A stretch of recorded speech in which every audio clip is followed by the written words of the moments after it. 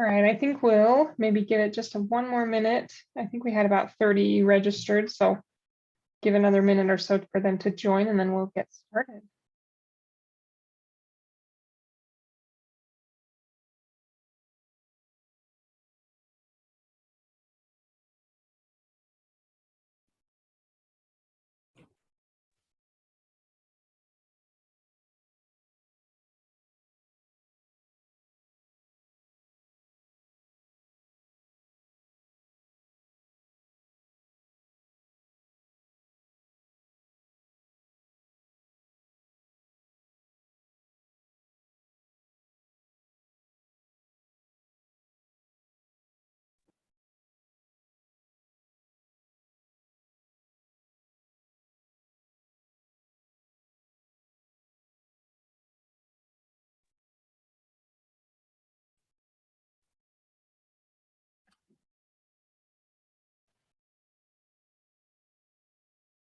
All right, I think we can get started and I'll just Yeah, no, you can, but it will die because they cut all the roots and put it in, and then it's in shock for 2 all or 3 right, days. sorry. Yeah. I'm getting a little bit of feedback noise, so if you want to make sure that you're muted when you join, perfect.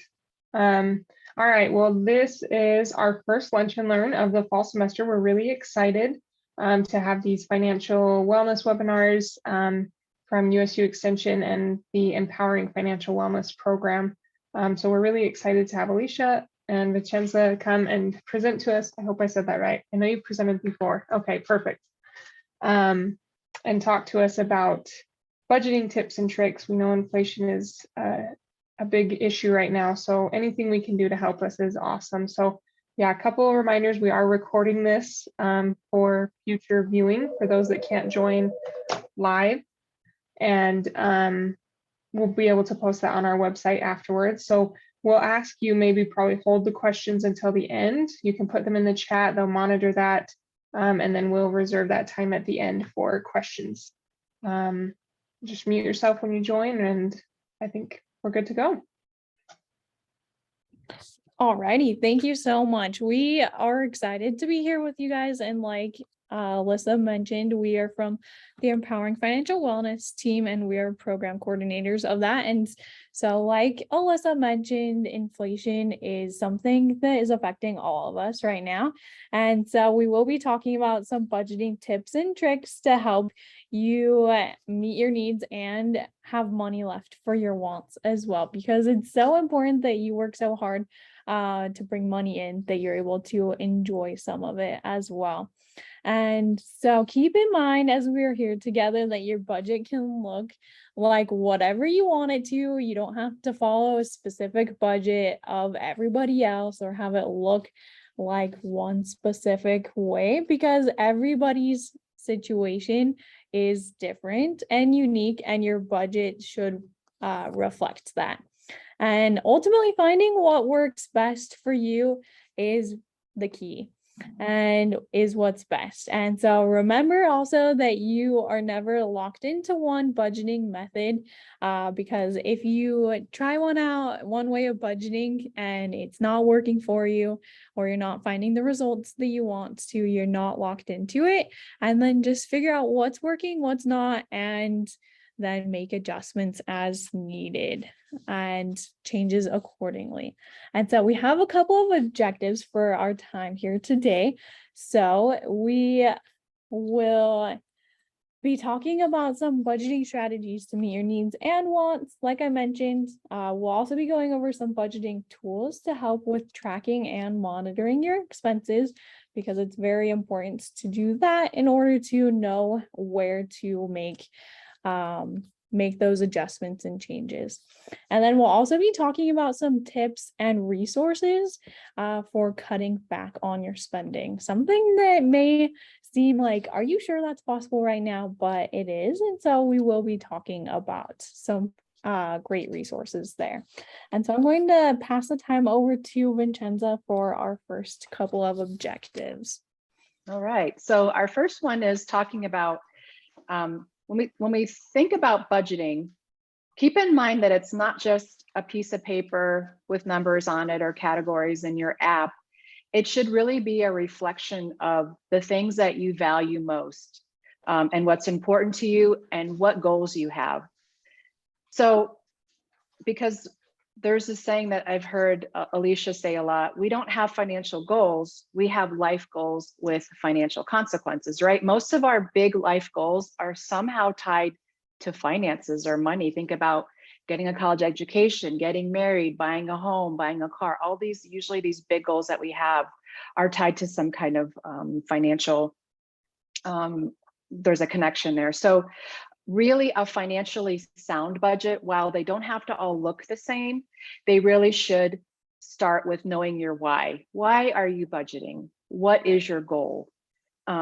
Because it's going to be hard to think about sticking to a budget or even sitting down and putting together a budget if you don't have a reason or reasons why you're doing that. So we would be curious to know, Alicia and I, if you want to pop in the chat, what was your motivation for joining us today? What were you hoping to get out of it? What are you looking for? And we'd love to hear that. And if there's something that we can address, we're happy to do that. And you can send it to us, everybody chat, or you can just send that to us privately if you don't want to share that with everybody. So the first thing is identifying what's your why. So this is, like I said, this is crucial. Think about what is it going to do? The time that you put into it, what is it going to do for you? Are you trying to build savings? Are you trying to get a hold of managing your debt or paying off debt? Are you trying to save up for some kind of large purchase? Or are you just tired of like worrying about money? Like, is that why you just want to, especially now with inflation, a lot of people are worrying more about money. And so if there isn't a better time now, is to start looking at where is your money going and having a plan for that money every month. So are there any negative feelings that are associated with not budgeting? Some people have negative feelings about budgeting. For some people, budgeting is the B word, you know, like it's a bad word, but it's really more of, I like to call it a spending plan. It's a plan for how I'm going to be spending my money in any given month. So if you remember why you are budgeting, what's your motivation, it's just going to make it a lot easier for you to be successful with it. That's really the bottom line of this. And that's why it's important that we bring that front of mind.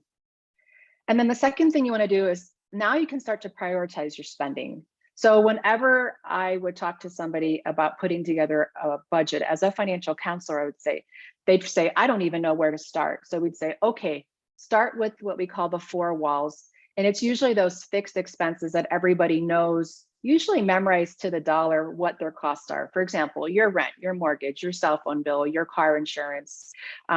Maybe you have a handle on what you spend on utilities, things like that. So start with what you know, and then the other things we can fill in later. And this is where you can start, hey, I've got what we call the needs, the things that are going to keep the lights on, food on the table, gas in my car, a roof over your head, things like that. And then you can start to evaluate, okay, there's money left. What is most important with what's left? Or is there anything that I can come back on? So that's a great opportunity when thinking about prioritizing your spending, especially when you're sitting down and perhaps writing a budget for the first time. The next thing you want to do is pick a budgeting method. I know when I started budgeting for the first time, I just started with a budget worksheet. Finance.usu.edu has great resources where you can find budgeting worksheets if that's something that you like to do. You can Google them online. There's a lot of free budgeting apps, sheets. If you don't like spreadsheets, if you do, there's spreadsheets. If you just like a fillable PDF, you can find those. So there's lots of different ways, but we're going to just talk about a couple of things that you may or may not have thought of. So we're going to talk about cash budgeting as one method. So but essentially what it is, it's a cash envelope system. So these are things really more for your discretionary expenses. So those expenses that maybe don't come up every month, or you don't necessarily have to have money for, but you want to set yourself some boundaries. I call them budgeting boundaries. So for example, going out to eat, I decided going out to eat is not the end all. If I don't get to go out to eat, or I only get to go out to eat a few times this month, at least I have this money in an envelope, And I know once I use up that money, I can't go out to eat anymore this month, and I have to wait till next month when I create another or new budget. And so once the cash is gone, you can't get more. You put the receipts in there. If you get a little more sophisticated and you say, okay, well, maybe I went more out to eat this month, but I still have money left over in my grocery budget, then maybe that's something that you can accommodate. But this is really crucial for people that tend to overspend in certain categories. It's just a way to kind of keep that reeled in. And then it's a way to connect to your money, because you are seeing that cash leave your wallet essentially, and you're going to feel that pain a little bit more than if you were just swiping a debit or credit card. And you'll just be more mindful, and you might make different decisions if you're seeing how much cash you're actually spending on a particular item. And so what you do, this is just an example. Let's say my monthly income, to keep the math simple, is $3,000, but $1,000 of that I've allocated for variable expenses. And here's just an example of things. You may not spend them every month, but you want to allocate money for these things. And then the following month, you can decide, do I want to carry over this envelope and keep adding to it, or do I want to redistribute my envelopes? Maybe I didn't spend that much on entertainment this month, and so I spent 25, and so maybe I want to put that extra 25 towards debt or savings or some other. Maybe I had to spend more on groceries this month, and so I want to beef up that budget a little bit more. So it keeps your spending in check, but it also gives you permission and that visibility of, I can spend this money and these are the boundaries that I set for myself. I used this when I was getting out of debt. It really helped me take away that temptation of using that debit card and credit card, and just really being mindful about where my money was going, because every single extra dollar for me was going towards paying down my debt. Okay, so that's the cash budgeting envelope system that you can consider as part of your budgeting method. The next thing you want to talk about is automating it. So this is one of our favorite little secrets about being successful with whatever financial goal you have. If you're trying to save money for emergencies or a particular goal, or paying down debt, you can start with, if you're getting a paycheck and you're getting direct deposit, you can set aside a specific percentage of that paycheck to go into a named savings account. So let's say I'm trying to build emergency savings. So you have payroll set it up where you have X amount going to your checking and then X amount automatically going to a savings account. It's hard to spend money that you can't see sitting in your checking account. Some people have this thing about, they see that money in that checking account, it's like, ooh, it's there and I can spend it. And I would ask people as a financial counselor, so tell me, what are you saving every month out of your income? Oh, I save whatever's left over. And then we look at their savings account balance and there's really not anything in there. So instead of making savings an afterthought, think of it as something you do upfront. So even if you spent till there's nothing in your checking account, at least you know that something went into your savings account, and it can be small.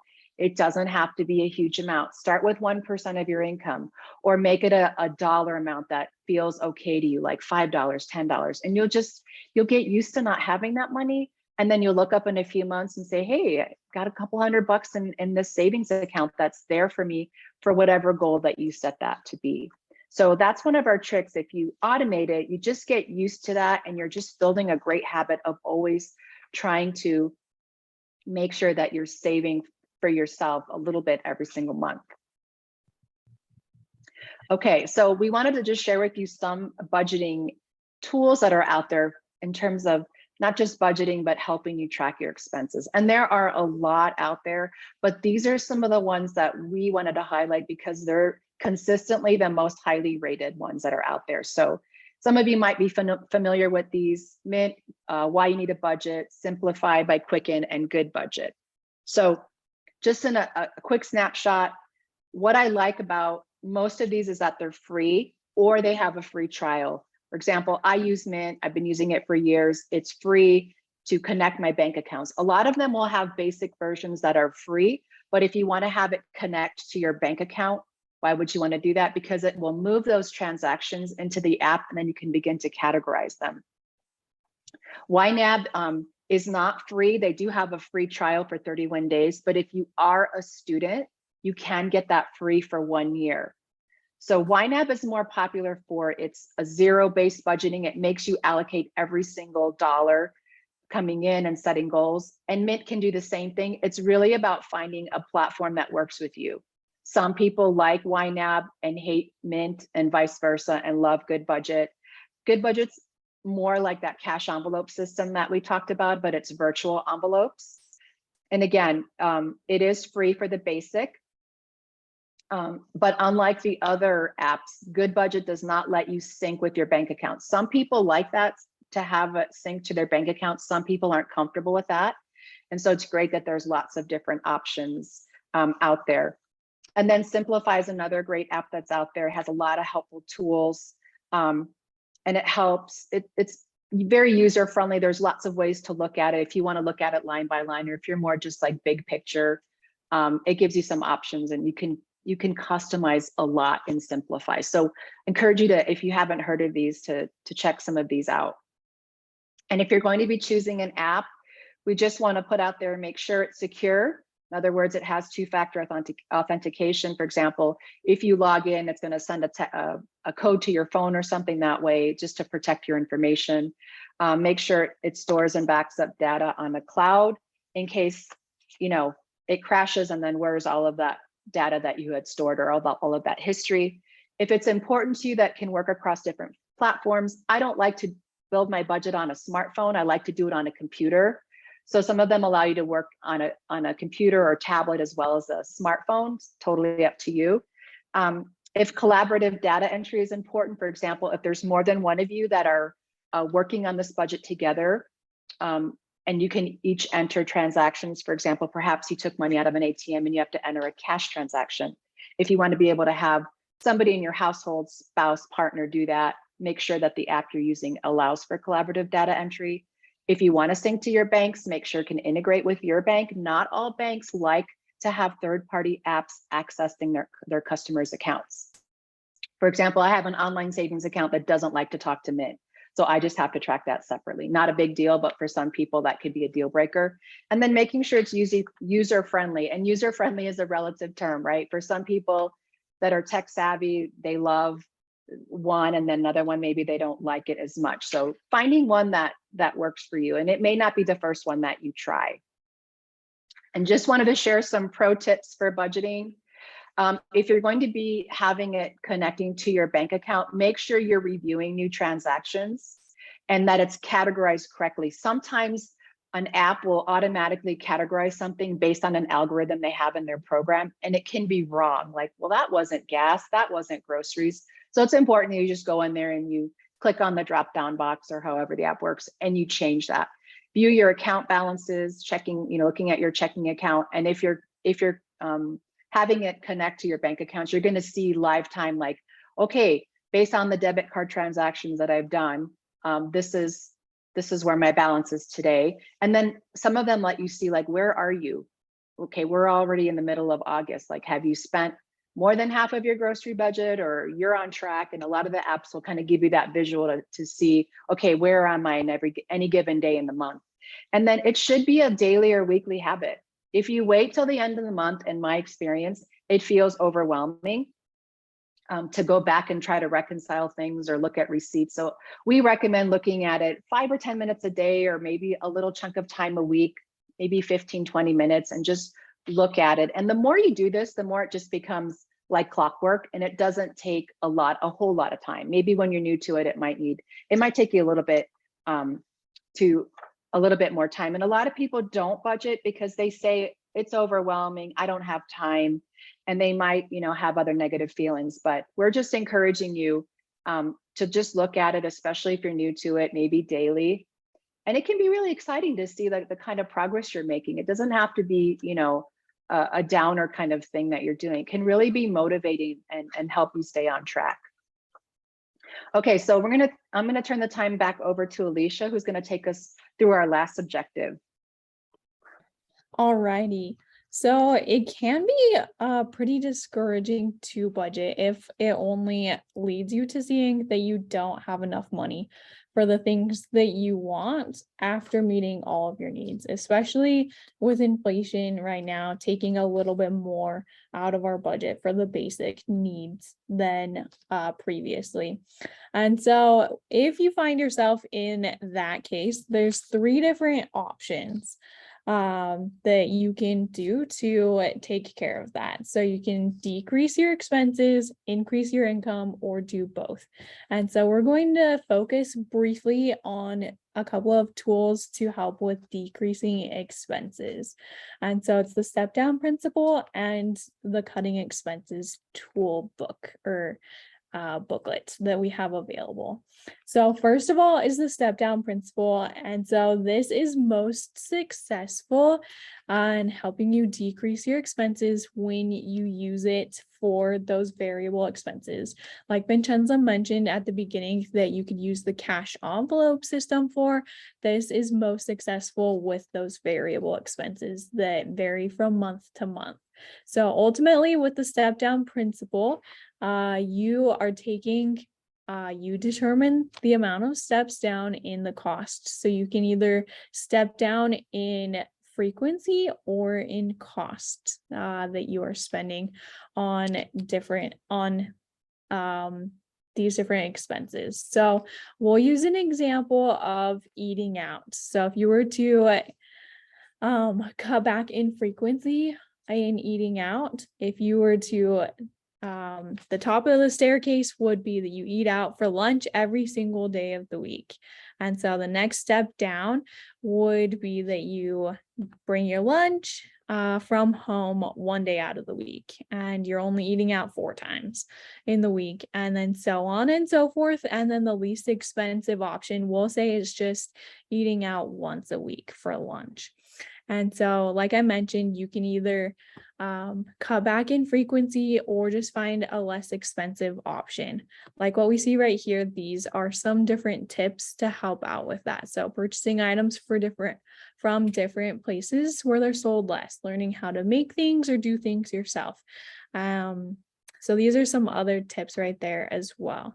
With our eating out example, it could be that you normally spend $15 each time you eat out for lunch. You go to, we'll say Olive Garden, and then you take a step down and go to a place that only costs $10 each time. And then another step down could be somewhere that only costs $5 each time. It's just an example right there.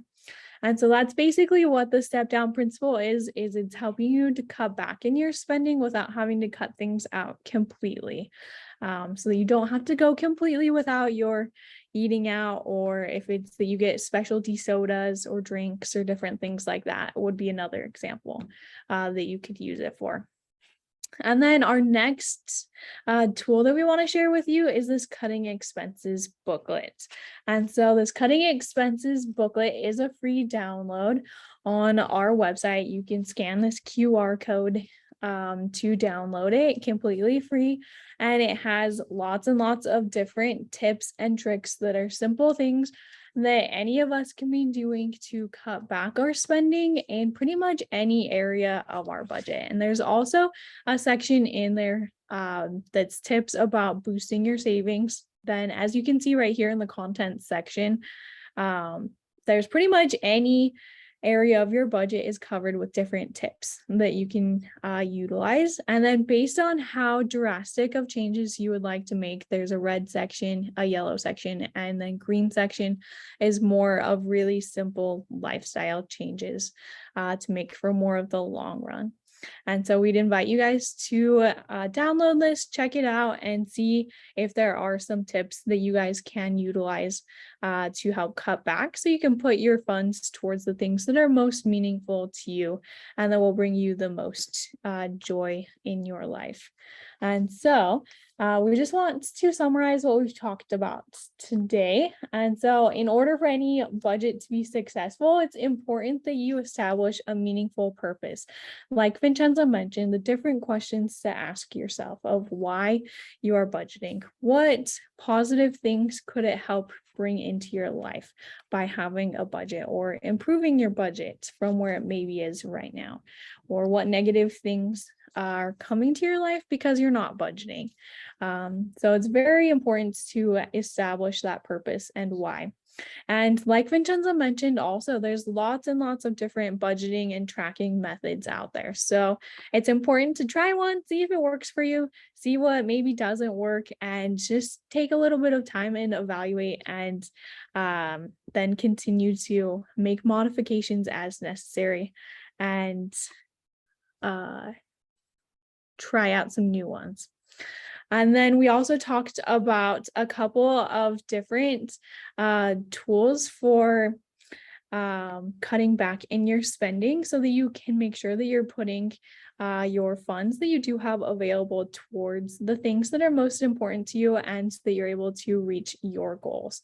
Like Vincenza mentioned, we don't necessarily have financial goals. We have life goals with financial consequences or implications. And so we want to leave you with a couple of action items today to apply the things that we've talked about. So take a few minutes today, even if it's just 5 minutes, and reflect on and write down your why. Why is it that you are budgeting, or why is it that you know you need to budget? And hang it up somewhere that you'll see it, or put it as the lock screen on your phone, or somewhere that you will see it often. And then pick one of the budgeting or tracking methods that we talked about today and try it for a month, and then see how it worked for you. And then lastly, to download the free cutting expenses booklet and find 1 or 2 ways, or just however many you would like, find ways to save. So I just received a message that the QR code is maybe not working. So we will look into that here in just a minute and make sure that we get a link for you guys. But we encourage you to download this and check it out and see how you can be saving. And then kind of just in closing, we have a couple of other things that we want to mention really quickly. We would love to hear your feedback by completing this evaluation survey, and we will be sending prizes for anybody who completes this survey. It's only a 2 or 3 minute survey if you scan this QR code, or we can put the link in the chat as well for this.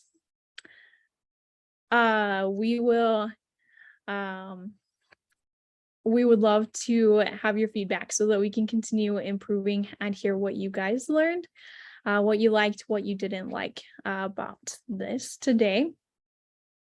And then we have a couple of other resources we want to share with you guys before we close out today. So we have a really great resource on powerpay.org. It's a PowerPay Money Master online course. So it's a completely self-paced online course that's a deeper dive into all things personal finance.